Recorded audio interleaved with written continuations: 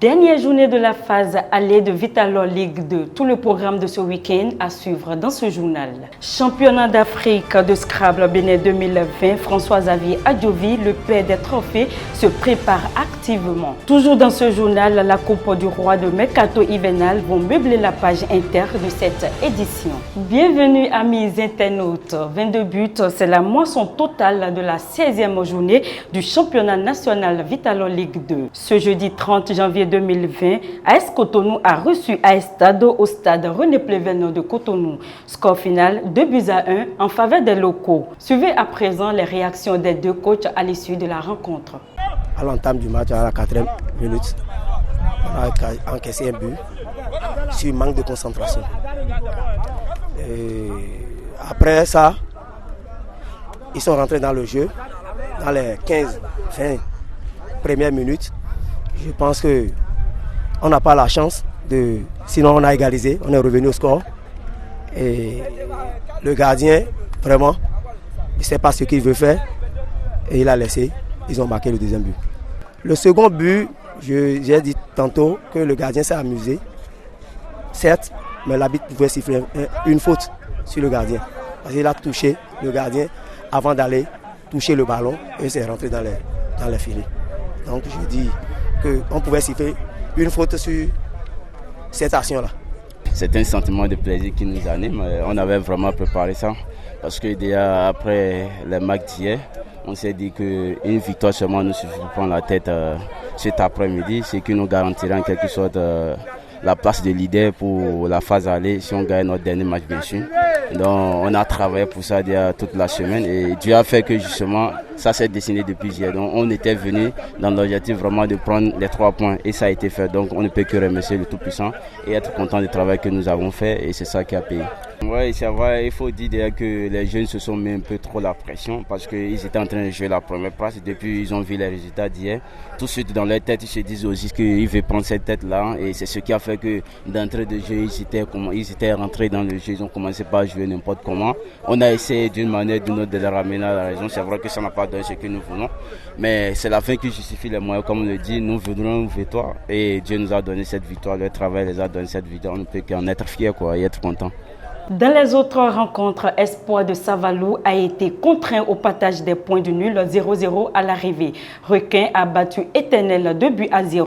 Soleil FC a perdu devant Entente de Candy devant son public. Score final 2-1. Audio Dynamo d'Abomey 1-1. AS Police est allé battre Taneka sur ses propres installations 2-1.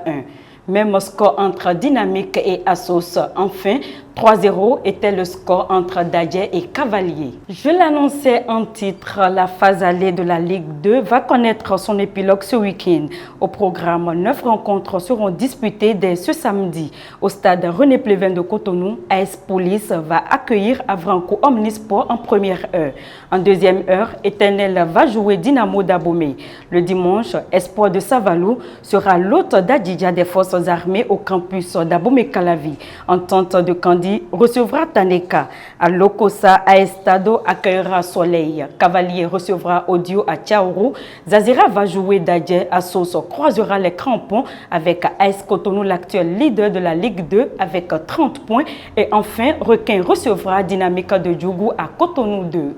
Basket dans ce journal, la 6e édition du tournoi de basketball dénommé Coupe de la Relève a connu son épilogue le week-end dernier au Hall des Arts de Cotonou. À travers différentes catégories, les académiciens ont fait plaisir à leur public en leur gratifiant de jolis gestes techniques.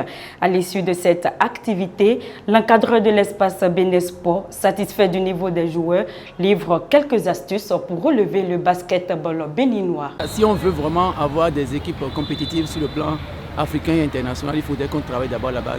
Il faudrait qu'on prenne les enfants et qu'on travaille avec eux, surtout les fondamentaux. C'est surtout les fondamentaux qui manquent. Alors lorsque les enfants auront le temps de travailler les fondamentaux, en grandissant, ils vont participer à des compétitions, ils vont acquérir de l'expérience et déjà à un certain âge, ils seront assez matures pour pouvoir faire face à d'autres enfants d'Afrique et du monde. Moi, je dirais que le basket béninois a un bon niveau. Ce qui nous manque, c'est en fait l'organisation. Parce que quand je circule sur le terrain, je vois des enfants qui ont du talent. Je vois des enfants qui en veulent. Mais faute d'encadrement, on n'arrive pas à avoir quelque chose d'intéressant au niveau national.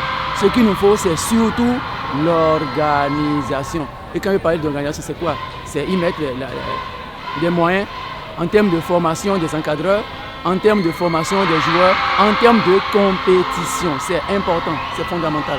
Si on arrive à le faire, ça va booster le sport. Et je crois que déjà le gouvernement, les autorités actuelles ont compris la chose et elles font ce qu'elles peuvent pour que cela puisse aller de l'avant.